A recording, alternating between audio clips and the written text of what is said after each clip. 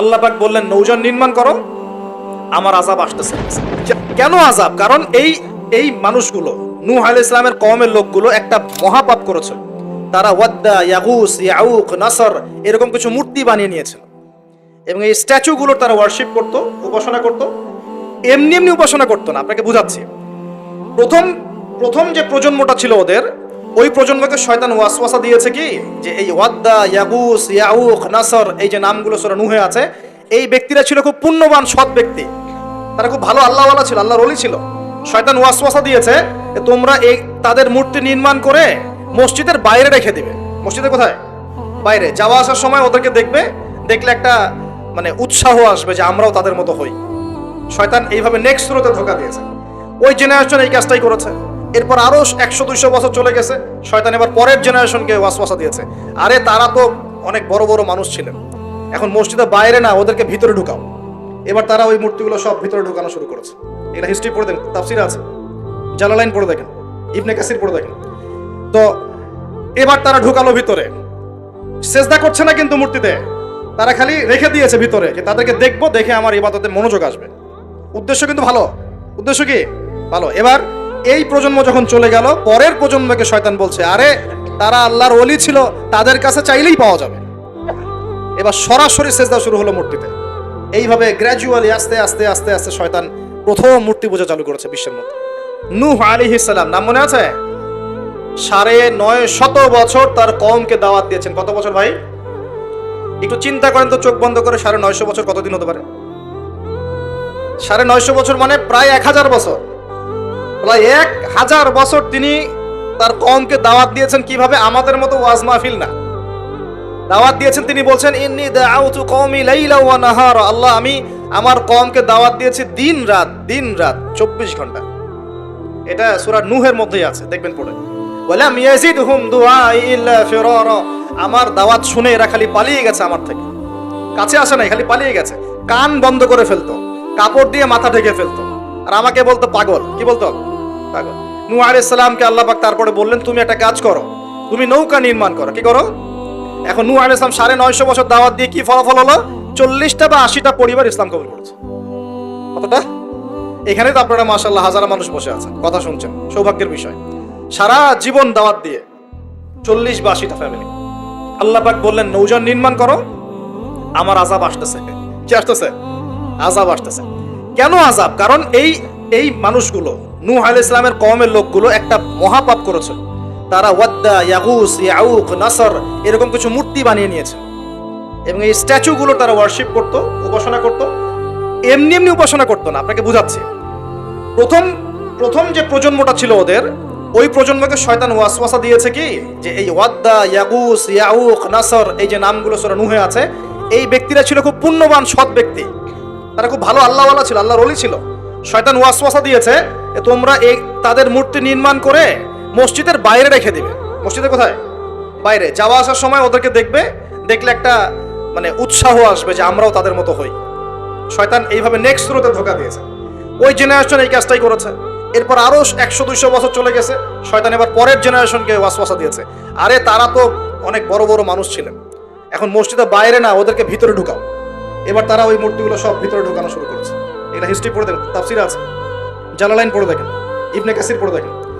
তো এবার তারা ঢুকালো ভিতরে, সেজদা করছে না কিন্তু মূর্তিতে, তারা খালি রেখে দিয়েছে ভিতরে যে তাদেরকে দেখবো, দেখে আমার ইবাদতে মনোযোগ আসবে। উদ্দেশ্য কিন্তু ভালো, উদ্দেশ্য কি ভালো। এবার এই প্রজন্ম যখন চলে গেল, পরের প্রজন্মকে শয়তান বলছে আরে তারা আল্লাহর ওলি ছিল, তাদের কাছে চাইলেই পাওয়া যাবে। এবার সরাসরি সেজদা শুরু হলো মূর্তিতে। এইভাবে গ্র্যাজুয়ালি আস্তে আস্তে আস্তে আস্তে শয়তান প্রথম মূর্তি পূজা চালু করেছে বিশ্বের মধ্যে। বুঝলেন কিভাবে? নেক্সট স্রোতেই ধোঁকা দিয়েছে শয়তান। আমরাও এখন মুসলমানরাও সুবহানাল্লাহ, আমরাও এখন এগুলোর পিছনে পড়ে যাচ্ছি, পড়ছি না? সবার ঘরে ঘরে ছবি, মূর্তি এখন, সুবহানাল্লাহ। আর এই যে আমাদের সেলফি সংস্কৃতি, এটাও তো একটা মূর্তির অংশ হয়ে যাচ্ছে। প্রয়োজনীয় ছবি তোলা যায়, অপ্রয়োজনীয় ছবি তোলার কি দরকার আছে?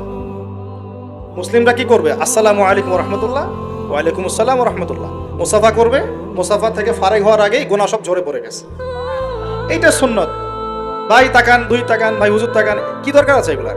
প্রয়োজন নাই। আর এগুলো আমাদের পরকালে বাঁচাবে না। পরকালে বাঁচাবে যে নবীর যত সুন্নত অনুসরণ করবে সে নবীর তত কাছে থাকবে। তো দেখেন নূহ আলাইহিস সালামের সবচেয়ে বড় পাপ কি ছিল? ওই কওমের, নূহ আলাইহিস সালামের কওমের সবচেয়ে বড় পাপ কি ছিল? শিরকের পাপ। কিসের পাপ?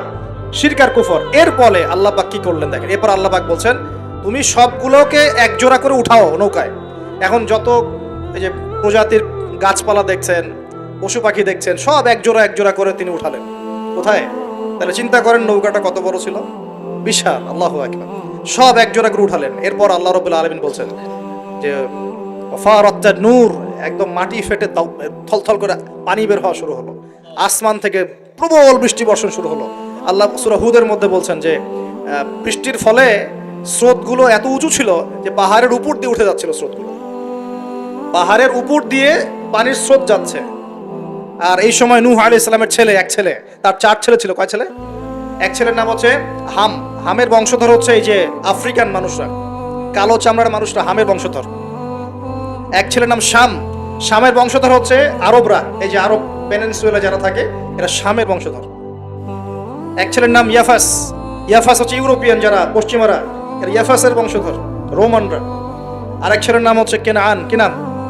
এই কেনান ওই পাহাড়ে উঠে বলছে যে পাহাড় আমাকে বাঁচাবে। কে বাঁচাবে? পাহাড়। আমার দরকার নেই ওঠার, তুমি যাও গা, পাহাড় আমাকে বাঁচাবে। নূহ আলাইহিস সালাম বলছেন যে আল্লাহ আমার ছেলে, আমার আহাল, বাঁচাও তাকে। আল্লাহ পাক বলছেন এরপর বিশাল এক ঢেউ আসলো, বাবা আর ছেলের মাঝখানে আড়াল করে ফেললো, শেষ নাই, সন্তানের সাথে আর দেখা নাই। নূহ আলাইহিস সালাম কান্নাকাটি করে বলছেন আল্লাহ ইন্নাহু মিন আহলি, আমার ছেলে আমার পরিবারের একজন, আল্লাহকে মাফ করে দাও। আল্লাহ পাক ধমক দিয়ে বলছেন লাইসা মিন আহলিক, সে তোমার পরিবারের কেউ না, সে তোমার পরিবারের। আল্লাহর কাছে এইসব বংশ, রক্ত, রং, এসবের কোনো দাম নাই। কিসের দাম আছে? তাকওয়া, ঈমানের দাম আছে। নবীর সন্তান হয়েও যদি ঈমানদার না হয় আল্লাহ পাক জাহান্নামে দিয়ে দিবেন, কোনো কিছু যায় আসে না আল্লাহ পাক। আলেমের সন্তান হয়েছেন, এত গর্ব কিসের? নিজের আমল, আকীদা, ঈমান আগে ঠিক করতে হবে। অমুক বক্তার ছেলে, অমুক আলেমের ছেলে, অমুক পীর সাহেবের জাদা, এগুলো দিয়ে পরকালে পার পাওয়া যাবে? নিজের ঈমান আমল ঠিক করতে হবে। নবীর সন্তান পার পাচ্ছে না, বলছে লাইসা মিন আহলিক, সে তোমার পরিবারের কেউ না। আল্লাহ বলছেন লাইসা মিন আহলিক, সে তোমার পরিবারের কেউ না। আল্লাহ পাক কোনো দয়াই করলেন না এখানে। কুফরের মধ্যে ছিল, ঈমান ছিল না, শিরক করেছে আমার সাথে, কিসের দয়া, কিসের খাতির? প্রিয় ভাইরা, এখান থেকে শিখলাম কি? যে নূহ আলাইহিস সালামের যুগে আযাব কি কারণে আসছে? শিরকের কারণে। আগে শিখলাম, প্রথমে মনে রাখবেন, 1 নম্বর শিখেছি শয়তানের তাবেদারি করার কারণে শাস্তি এসেছে, পরীক্ষা এসেছে। 1। 2 নম্বর হচ্ছে হিংসা, হিংসা বিদ্বেষের কারণে কি হয়েছে? আল্লাহ পাকের শাস্তি চলে আসছে। 3 নম্বর এই যে শিরকের পাপের কারণে কি হয়েছে? আল্লাহর শাস্তি, গজব চলে আসে। আরো সামনে যান, আমি একটু শর্টে শেষ করবো চল। আরো সামনে যান, এবার আসছে আদ জাতি। কি নাম? আদ জাতির লোকেরা অনেক লম্বা চওড়া, এক একজনের দেহের এমন কাঠামো যে পাহাড় কেটে কেটে বাড়ি নির্মাণ করতে পারে। আমরা তো এখন ছোট না সাইজে, এখন এগুলো মানুষের কাছে মনে হয় যে রূপকথা, আসলে রূপকথা নয় এগুলা। কোরআন বলেছে ওরা এমন শক্তিশালী ছিল, তারা বলতো মান আশাদ্দু মিন্না কুওয়া, কে আছে আমাদের চেয়ে বড় শক্তিশালী।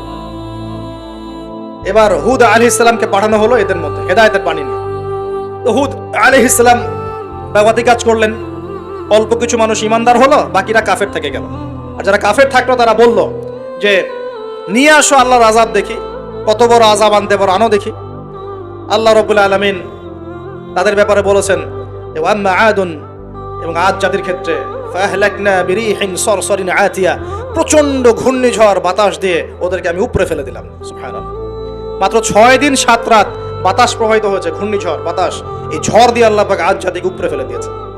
আল্লাহ বলছেন ওরা বাড়ির সামনে এমন করে পড়েছিল যেন মনে হচ্ছে যে ওই যে গাছের ডাল পড়ে থাকলে যেমন হয় না, খেজুর গাছের ডাল, ওই রকম করে পড়েছিল। বিশাল শক্তিধারী। কি অপরাধ ছিল ওদের? মান আশাদ্দু মিন্না কুওয়া, আমাদের চেয়ে শক্তিশালী আর কে আছে? এই যে অহংকার, এটা কি অহংকার, বিগাইরি হক, অন্যায়ভাবে অহংকার প্রদর্শন করা। আর শিরক কুফর তো ছিলই, ওটা তো ছিলই, পাশাপাশি এক্সট্রা অপরাধ ছিল অহংকার করা। আরেকটা কাজ করতো ওরা অহেতুক বিভিন্ন কনস্ট্রাকশন নির্মাণ করতো, অহেতুক পাহাড় কেটে ওইটা, এটা কেটে ওইটা, মানে বিভিন্ন সৌধ ভাস্কর্যরা নির্মাণ করা শুরু করতো, অহেতুক কোনো কাজ না, অপচয়। এই অপচয় ছিল ওদের একটা পাপ। এই পাপের কারণে আল্লাহ পাক আদ জাতিকে একটা সমূলে উৎপাদন করে ফেলেছে, শেষ। এরপরে আসলো সামুদ জাতি, ওই জাতিকে আল্লাহ পাক পাঠালেন ওখানে সালেহ আলাইহিস সালাম। সালেহ আলাইহিস সালাম সেখানে গিয়ে দাওয়াত দিলেন। আল্লাহ পাক দোয়া কবুল করে একটা উটনি পাঠিয়েছেন। এই উটনিটা তোমার জন্য বরকত নয়, ওকে টাচ করবে না।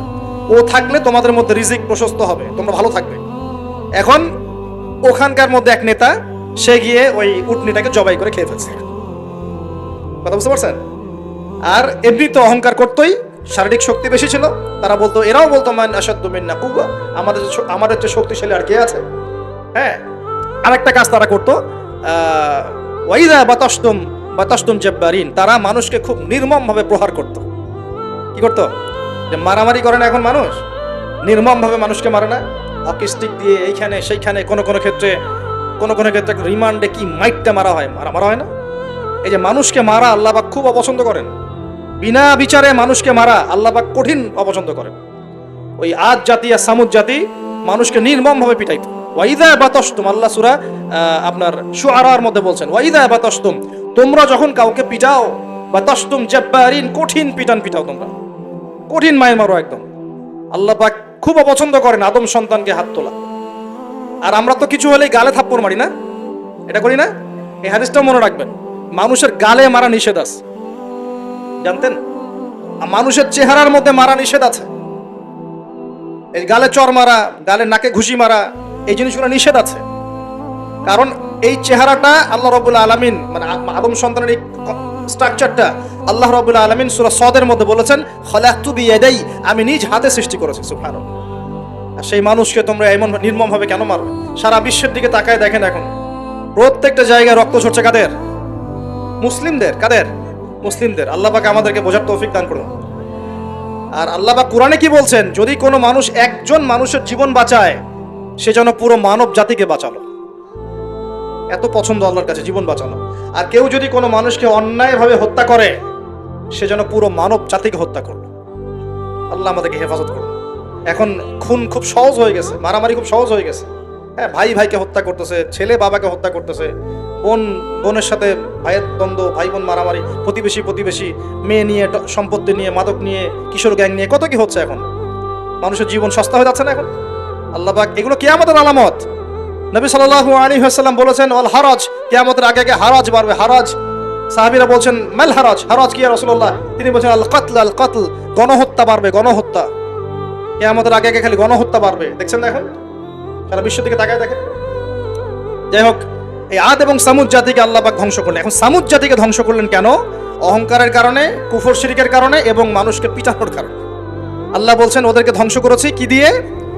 সাইহাতান ওয়াহিদা। এটা ভালো করে মনে রাখবেন, সাইহাতান ওয়াহিদা মানে একটা শব্দ দিয়ে, প্রচন্ড দ্রুম একটা শব্দ, খালি এই এক শব্দে সবার কানের পর্দা ফেটে ফুটে জান বের হয়ে গেছে। আল্লাহু আকবার।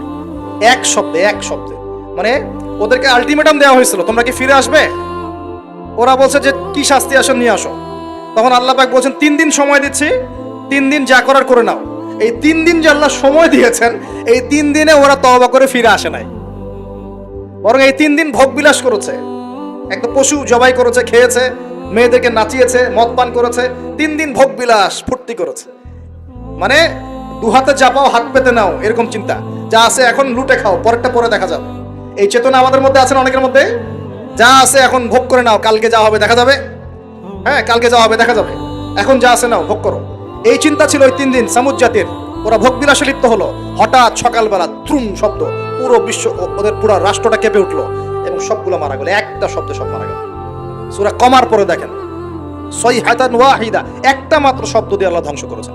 তার মানে আল্লাহ ধ্বংস করলেন পানি দিয়ে, আল্লাহ ধ্বংস করলেন বাতাস দিয়ে, এবার ধ্বংস করলেন শব্দ দিয়ে, বিদ্যুতের শব্দ দিয়ে। কেন ধ্বংস করলেন? পাপগুলো মনে রাখবেন, অহংকার, কুফর, শিরিক, আর কি হিংসা। তারপরে বললাম এই যে মানুষকে মারা, হ্যাঁ, শয়তানের তাবেদারি, মানুষকে মারা, এগুলো মনে রাখবেন। পাপগুলো মনে রাখতে হবে মাথার মধ্যে, কোন কোন পাপ, এবং এগুলো থেকে বাঁচতে হবে আমাদেরকে ইনশাআল্লাহ।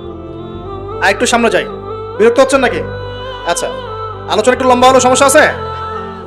আচ্ছা, আরো সামনে যান। ফেরাউন এবং তার দলবলকে আল্লাহ পাক ডুবিয়ে মেরেছেন, মারেছেন না? কি পাপের কারণে?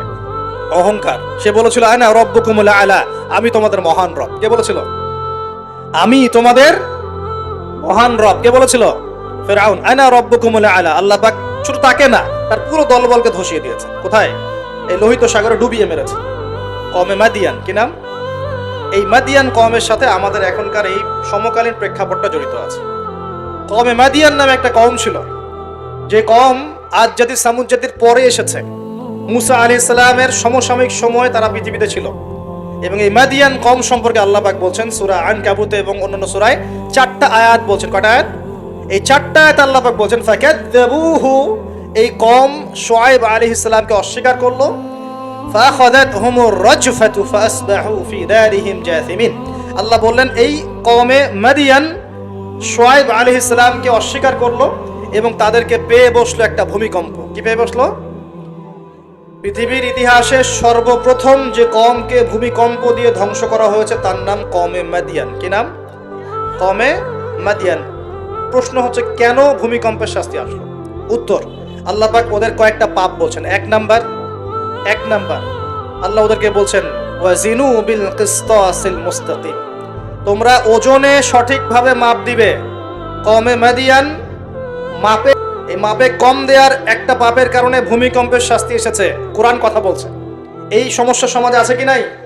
আচ্ছা, আরো বলছে ওয়ালা তাবখাসুন নাস আশিয়াহুম, তোমরা মানুষের সম্পদ অন্যায়ভাবে 2 নাম্বারি করে ভোগ করিও না। এই 2 নাম্বারি করে অন্যের সম্পদ ভোগ করার এই পাপটা সমাজে এখন আছে কি নাই? আরেকটা হচ্ছে যে তারা অপচয় করত, মাপে কম দিত, মানুষের সম্পদ অন্যায়ভাবে লুটপাট করে খেত। এই সময় আল্লাহ রাব্বুল আলামিন ওদেরকে সতর্ক করেছেন শুআয়ব আলাইহিস সালামকে দিয়ে। তারা কথা শোনে নাই। আল্লাহ রাব্বুল আলামিন ভূমিকম্প দিয়ে পুরো জাতিকে ধ্বংস করেছে। তাহলে পৃথিবীর ইতিহাসে এই ভূমিকম্প নতুন না আগে হয়েছে? এই ভূমিকম্প এখন আবার নতুন করে বেশি বেশি হচ্ছে কিনা? এই ভূমিকম্পের অপরাধ আল্লাহ পাক কি বললেন? মাপে কম দেয়া, অন্যের সম্পদ অন্যায়ভাবে আত্মসাৎ করা এবং কি অপচয় করা। কোন কম করেছে এই কাজগুলা? কওমে মাদিয়ান। এখন আসেন কওমে মাদিয়ান থেকে নবী সাল্লাল্লাহু আলাইহি ওয়াসাল্লাম কি বলছেন। এবার আমাদের নবীজি বলছেন, শোনো, বাইনা ইয়াদাই সাআ, একটু মনোযোগ দেন, আমি 3-4টা হাদিস বলে শেষ করছি। বাইনা ইয়াদাই সাআ, আমাদের নবীজি বলছেন এবার শোনো, হে আমার উম্মত তোমরা সতর্ক হও, শোনো, কিয়ামতের আগে আগে আসবে মুতানুন শাদীদ। মুতান মানে দ্বিবচন, মানে দুটো বড় বড় মহামারী। কয়টা? বড় বড় মহামারী হিসেব করে দেখেন তো যে পৃথিবীতে মহামারীর সূচনা থেকে নিয়ে এই পর্যন্ত কোন মহামারীগুলো সবচেয়ে বড় ছিল। এটার স্টাডি আপনি করবেন, আমি বলে দিব না। এইগুলো স্টাডি আপনারা করবেন, আমি বলে দিব না। মুতানুন শাদীদ, বড় বড় দুটো মহামারী আসবে পৃথিবীতে কিয়ামতের আগে আগে। কয়টা আসবে? ওয়া বা'দাহু, এবং এই মহামারীর পরে আসবে। এই মহামারীর পরে আসবে একটা মহামারী গেছে। আচ্ছা, এই মহামারীর পরে আসবে, নাউযুবিল্লাহ, এই মহামারীর পরে আসবে সানাওয়াতুজ জালাজিল। আরবি যারা বোঝেন বুঝবেন। সানা মানে হচ্ছে একটা বছর। সানা মানে কি? এক বছর। সানাওয়াত মানে প্লুরাল নাম্বার, অনেকগুলো বছর। জালজালা মানে হচ্ছে আপনার ভূমিকম্প। জালাজিল মানে কি? ভূমিকম্প সমূহ, বহু বচন। মানে মহামারীর পরে আসবে সানাওয়াতুজ জালাজিল, ভূমিকম্পের বছরগুলো। মানে বছর ধরে, বছরের পর বছর ধরে পৃথিবীতে বিভিন্ন জায়গায় ভূমিকম্প হতে থাকবে। কে বলেছেন? নবী সাল্লাল্লাহু আলাইহি ওয়াসাল্লামের কথা কি সত্য না মিথ্যা? আস্তাগফিরুল্লাহ, সত্য না মিথ্যা? সত্য। তার মানে একটা হাদিস পেলাম, নবীজি বলেছেন কিয়ামতের আগে আগে কি হবে?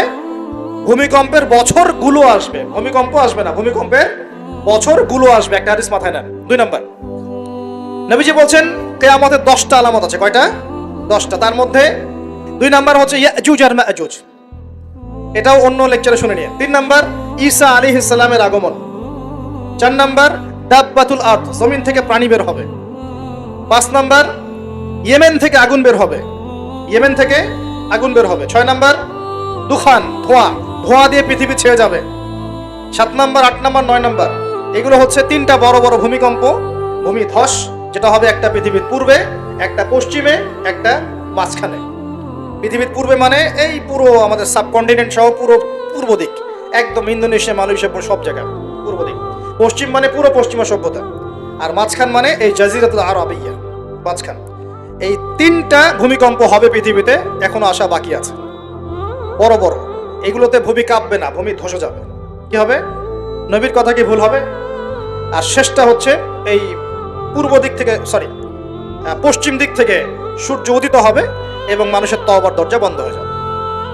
তওবা করে লাভ নাই। এই 10টা বড় বড় মধ্যে 3টা পেয়েছেন ভূমিকম্প। তাহলে পেলাম যে ভূমিকম্পের বছরগুলো আসবে। আরো পেলাম কি বড় বড় 3টা হবে, পূর্বে একটা, পশ্চিমে একটা, মাঝখানে একটা। আর কোন পাপের কারণে হবে সেটা কিন্তু অন্য আয়াতগুলোতে আমরা দেখলাম। আচ্ছা, সামনে আসেন। নবী সাল্লাল্লাহু আলাইহি ওয়াসাল্লাম বুখারীর হাদিসে বলছেন, আবু হুরায়রা রাদিয়াল্লাহু আনহু থেকে বলছেন, তিনি বলছেন যে লা তাকুমুস সাআ, কিয়ামত ততদিন পর্যন্ত হবে না। এই হাদিস দুটো একটু মনোযোগ দিয়ে শুনুন। কিয়ামত ততদিন পর্যন্ত হবে না যতদিন পর্যন্ত না ইউকবাদুল ইলম, জ্ঞানটাকে উঠিয়ে নেওয়া হয়। জ্ঞান কি হয়? উঠিয়ে নেওয়া হয়। নবী আরো বলছেন ইউকবাদুল ইলম ওয়া তাকসুরু জালাজিল, এবং বেশি বেশি ভূমিকম্প না হচ্ছে। দুই নম্বর কি? বেশি বেশি ভূমিকম্প না হচ্ছে। ওয়া ইয়াতাকারাবুজ জামান, এবং সময় কাছাকাছি চলে না আসছে। এই জায়গায় আমি একটু স্টাডি করতে গিয়ে একটা অদ্ভুত জিনিস দেখলাম, যে একটা রিসার্চ বলছে, সায়েন্সের রিসার্চ বলছে যে প্রতিটা ভূমিকম্পে পৃথিবীর গতির মধ্যে একটা পরিবর্তন হয়। প্রতিটা ভূমিকম্পে পৃথিবীর গতির মধ্যে একটু একটু পরিবর্তন হয় এবং সময় সংক্ষিপ্ত হয়ে আসে। সময় কি হয়? সংক্ষিপ্ত হয়ে আসে। পৃথিবীর ভিতরে আছে, নিচে আছে কিন্তু আগুন, কি আছে? আগুনের স্তর আছে। একদম নিচে একটা ইনার কোর মানে একটা জায়গা আছে, ইনার কোর বলে। এখন সাম্প্রতিক গবেষণা বলছে যে ইনার কোর আগে যেদিকে ঘুরতো এখন তার বিপরীত দিকে ঘোরা শুরু করেছে। আল্লাহু আকবার। তাহলে এগুলো মিলে যাচ্ছে না? ভূমিকম্পের সাথে পৃথিবীর ঘূর্ণন সম্পৃক্ত এবং জামান, সময়টাও সম্পৃক্ত। তো নবী যেটাই বলছেন যে ওয়া তাকসুরু জালাজিল, বেশি বেশি ভূমিকম্প হবে, ওয়া ইয়াতাকারাবা জামান, এবং সময় কাছাকাছি চলে আসবে। অন্য হাদিসে আসছে বছর যাবে মাসের মতো, মাস যাবে সপ্তাহের মতো, সপ্তাহ যাবে দিনের মতো। তিনি আরো বলছেন ওয়া ইউযহারুল ফিতান, এবং সমস্ত রকম ফিতনা ফাসাদ দেখা যাবে, দেখা যাচ্ছে না? এবং ওয়াল হারাজ, এবং বেশি বেশি হত্যাকাণ্ড হবে। সাহাবীরা বলছেন যে ওমাল হারাজ ইয়া রাসূলুল্লাহ, হারাজটা কি ইয়া রাসূলুল্লাহ? তিনি বলছেন আল কতল, আল কতল, হত্যা, হত্যা, গণহত্যা, এগুলো হচ্ছে হারাজ। এবং তোমাদের ধন সম্পদ বাড়তে থাকবে, ফায়াফিদু, ধন সম্পদ উপচে পড়বে। এখানেও পেলাম যে ভূমিকম্প কিয়ামতের অন্যতম কি আলামত। আরেকটা হাদিসে নবীজি বলছেন, আর দুটো হাদিস বাকি আছে আজকের মতো। নবীজি বলছেন, এই হাদিসটা আসছে ইবনে মাজাহ, এটার হাদিস নাম্বার 4020 নম্বর হাদিস। নবীজি বলছেন যে লা ইয়াশরাবান্না আন-নাস মিন উম্মতি আল খামর, আমার উম্মতের, ভালো করে শোনেন যুবকরা, ভালো করে শোনো, আমার উম্মতের মানুষ, এক শ্রেণীর মানুষ মাদক দ্রব্য পান করবে। কি পান করবে? নবীজি বলছেন আমার উম্মতের একটা অংশের মানুষ মাদক দ্রব্য পান করবে, ওয়া ইউসাম্মুনাহা বিগাইরি ইসমিহা, কিন্তু মাদক দ্রব্যের নাম পরিবর্তন করে অন্য নাম দেয়া শুরু করবে। বুঝতে পারলাম? এখন কে বলে মাদক? আমরা বলি এখন হুইস্কি, রাম, আর কি ভাই, ইয়াবা, হ্যাঁ, কত নাম বের হয়েছে। নবীজি বলছেন ওই মানুষগুলো যারা মাদকদ্রব্য পান করে নাম ভিন্ন দিবে, তাদের কানের পাশে বাদ্যযন্ত্র বাজবে। এখন কানের পাশে বাদ্যযন্ত্র বাজে কিভাবে? তোমার ব্লুটুথ আর ইয়ারফোন থেকে। বুঝতে পারো নাই মনে? এইভাবে শব্দ আসলো কিভাবে হাদিসের মধ্যে? নবীজি এভাবে শব্দ প্রয়োগ করলেন কেন? ওয়ায়ুযাফু আলা রুউসিহিম বিল মাআজিফ, তাদের মাথার পাশে, কানের পাশে বাদ্যযন্ত্র কেমন করে বাজবে? তোমার কানের ভিতরে ঢুকানো আছে বাদ্যযন্ত্র, আছে না? এই যে এটা এই জামানার সাথে সম্পৃক্ত। ওয়াল মুগান্নিয়াত মানে হচ্ছে ওই যে গায়িকা, নর্তকী, এবং তারা গায়িকা নর্তকীদেরকে নিয়ে সময় কাটাবে। আল্লাহ পাক তাদেরকে শাস্তি দিবেন কিভাবে? ইয়াখসিফুল্লাহু বিহিমুল আরদ, নাউযুবিল্লাহ। আল্লাহ পাক ওই মানুষগুলোকে সহ জমিনটাকে ধসিয়ে দিবে একেবারে। কি পাপের কারণে? মাদক দ্রব্য খাওয়া এবং তার নাম ভিন্ন করে হালাল করে খাওয়া। আস্তাগফিরুল্লাহ। দুই নম্বর হচ্ছে বাদ্যযন্ত্র, কি কানের পাশে বাদ্যযন্ত্র প্লে করা, আর মুগান্নিয়াত মানে হচ্ছে নর্তকী, গায়িকাদেরকে নাচানো। আল্লাহ পাক একটা শাস্তি দিবেন, ওদেরকে সহ ভূমি ধসিয়ে দিবেন। আরেকটা শাস্তি আছে, ওয়ায়াজআলুল্লাহু মিনহুমুল কিরাদাতা ওয়াল খানাজির, আল্লাহ রাব্বুল আলামিন ওই মানুষগুলোকে বানর আর শুয়োর বানিয়ে দিবেন। নাউযুবিল্লাহ। এগুলো কি মিথ্যা না সত্য? সাদাকাল্লাহুল আযীম ওয়া সাদাকা রাসূলুহুল কারীম। আল্লাহ পাক সত্য বলেছেন, তার রাসূল সত্য বলেছেন। সর্বশেষ হাদিস, আজকের মাহফিলের সর্বশেষ হাদিস, এবং এই হাদিস থেকে আমরা বুঝতে পারবো কি কি পাপ আমাদের করা যাবে না আর কি কি পাপ করলেই শাস্তিটা আসবে।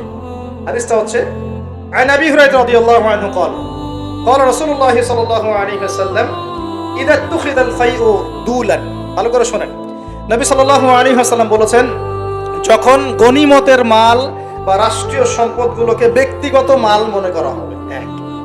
এক নাম্বার কি? যখন গনিমতের মাল বা রাষ্ট্রীয় যুদ্ধলব্ধ সম্পদগুলোকে নিজের মনে করা হবে। ওয়াল আমানাতু মাগনামান, এবং আমানত রাখা হলে সেটাকে কি মনে করা হবে? গনিমত। আমানত রাখা হলে গনিমত মনে করে খেয়ে ফেলবে, মানে লুট করে খাবে। ওয়াজ যাকাতু মাগরামান, এবং যাকাত, এই যাকাতের বিধানটাকে খুব বোঝা মনে করা হবে। যাকাত খুব বার্ডেন, খুব বোঝা। 3 নাম্বার। 4 ওয়াতুল্লিমা লিগাইরি দ্বীন, দ্বীনের জ্ঞান বিবর্জিত শিক্ষা চালু করা হবে। সুবহানাল্লাহ, মিলতেছে কি না? দ্বীনি জ্ঞান বিবর্জিত, ধর্ম বিবর্জিত শিক্ষার প্রচলন হবে। ওয়াতুআর রাজুলু ইমরাআতাহ, এবং এই যে পরিবারের কর্তা যারা আছে এরা সব মহিলার আঁচল ধরে বসে থাকবে। বুঝতে পারতেছেন না? পরিবারের কর্তারা স্ত্রীদের আঁচল ধরে ঘুরবে। আর কি করবে? ওয়াক্কা উম্মাহ, এবং তার মায়ের অবাধ্য হবে, মানে মায়ের চাইতে বউকে বেশি প্রাধান্য দিবে, বউয়ের আঁচল ধরে ঘুরবে। আর নবীজি বলছেন ওয়াল আদনা সাদিকাহ, বন্ধু বান্ধবকে খুব কাছে টেনে নিবে, বন্ধু বান্ধবকে কাছে টেনে নিয়ে ওয়াকসা আবাহ, তার বাবাকে দূরে ঠেলে দিবে। মিলতেছে কিনা? বুঝতেছেন না কথা? আবার বলতেছি, যখন গনিমতের মালকে ব্যক্তিগত মাল মনে করা হবে, আমানত রাখা হলে লুট করে খেয়ে ফেলা হবে, যখন জাকাতটাকে বার্ডেন মনে করতেছে, বোঝা মনে করতেছে, যখন ধর্ম বিবর্জিত শিক্ষা চালু হচ্ছে, যখন একজন ব্যক্তি তার মাকে কষ্ট দিয়ে মায়ের চাইতে বেশি স্ত্রীকে প্রাধান্য দিচ্ছে, তার আঁচল ধরে ঝুলছে, আর যখন এই ছেলে পেলেগুলো বন্ধুকে কাছে টেনে নিচ্ছে, বাবাকে দূরে ঠেলে দিচ্ছে, আর কি হচ্ছে? ওয়াযাহারাতিল আসওয়াতু ফিল মাসাজিদ, সুবহানাল্লাহ, যখন মসজিদের মধ্যে শোরগোল হট্টগোল বেড়ে যাচ্ছে। কি হচ্ছে না? যখন মসজিদের মধ্যে শোরগোল হট্টগোল বেড়ে যাবে, এবার রাগ করেন না, এটা হাদিসে আছে, আমি বলছি, অনুবাদ করছি। ওয়াসাদা কবিলাতা ফাসিকুহুম, এবং কোন কোন কবিলা মানে গোত্র বা সমাজের নেতৃত্ব দিবে ওদের মধ্যে সবচেয়ে ফাসিক ব্যক্তি, সবচেয়ে পাপাচারী ব্যক্তি। এটা নবীজি বলছেন। আরো তিনি বলছেন ওয়াকানা যাঈমুল কওমি আরযালাহুম, এবং সমাজের সবচেয়ে নিম্ন শ্রেণীর মানুষকে সমাজের কর্ণধার করা হবে। তিনি আরো বলছেন ওয়াকরিমার রাজুলু মাখাফাতা শাররিহ, কোন মানুষকে সম্মান করা হবে তার ভয়ে। কিসে? ভয়ের চোটে সম্মান করা হবে। সম্মান মন থেকে আসবে না, ভয়ের চোটে সম্মান করা হবে। আরো বলছেন ওয়াযাহরাতিল কায়নাত ওয়াল মুআজিফ, একটু আগে বললাম ওয়াযাহরাতিল কায়নাত মানে বেশি বেশি নর্তকী আর বাদ্যযন্ত্র দেখা যাবে, এবং ওয়াশুরিবাতিল খুমর, এবং যখন মাদক দ্রব্য সমূহ পান করা হবে। এই কাজগুলো যখন হবে তখন তোমরা শুনে রাখো, একটা আছে ওয়ালা'না আখিরি হাদিহি উম্মতি উলাহা, উম্মতের শেষের দিকের মানুষরা পূর্ববর্তী থেকে গালি দেওয়া শুরু করবে। এই শেষ জামানার মানুষগুলো সোনালী যুগের মানুষদেরকে গালি দেওয়া শুরু করবে। এটা করতেছে না মানুষ এখন? আচ্ছা, এই কাজগুলো যখন হবে তখন শোন, ফালিয়ারতাকিবু, তখন ধেয়ে আসবে। কি ধেয়ে আসবে? ইনদা যালিকা চারটা আযাব, 4-5টা আযাব। এক, রিহান হামরা, এটা এখন আসে নাই। রিহান হামরা মানে হচ্ছে উত্তপ্ত গরম বাতাসের আযাব আল্লাহ পাক দিবেন। নাউজুবিল্লাহ। কয়েকদিন আগে দেখলাম নাসা গবেষণা করছে, পৃথিবীর সূর্য থেকে এমন কিছু রশ্মি আসবে, ওখানে বিস্ফোরণ হচ্ছে, এমন কিছু আসবে যেটা পৃথিবীর উপর একটা বড় ইফেক্ট ফেলবে, উত্তপ্ত একটা বায়ু আসবে পৃথিবীর থেকে। নবী হাদিসে সেটাই বলেছেন যে রিহান হামরাআন মানে উত্তপ্ত গরম একটা বাতাস আযাব হিসেবে পৃথিবীতে আসবে। এক। 2 নম্বর আযাব আসবে ওয়াজালজালা, এবং বেশি বেশি ভূমিকম্প, যেটা বললাম। আর কি আসবে? খাসফান, ভূমি ধসে যাবে, মাটিতে ধসে যাবে। ওয়ামাসখান, এবং চেহারা সুরত আকৃতি মানুষের বিকৃত হয়ে যাবে। ওয়াকাযফান, এবং আসমান থেকে পাথর বর্ষণ করা। এই 5টা আযাব আসবে কখন? যখন এই 14-15টা পাপ তোমরা করতে থাকবে। প্রিয় ভাইরা, আমরা আজকের আলোচনা থেকে যথেষ্ট জ্ঞান নিয়েছি। সর্বশেষ যে কথাগুলো বলে শেষ করবো সেটা হলো, 1, আল্লাহ পাকের পক্ষ থেকে কাফের মুশরিক মুনাফিকদের উপরে এগুলো অবশ্যই আযাব হিসেবেই আসবে, আসবে না?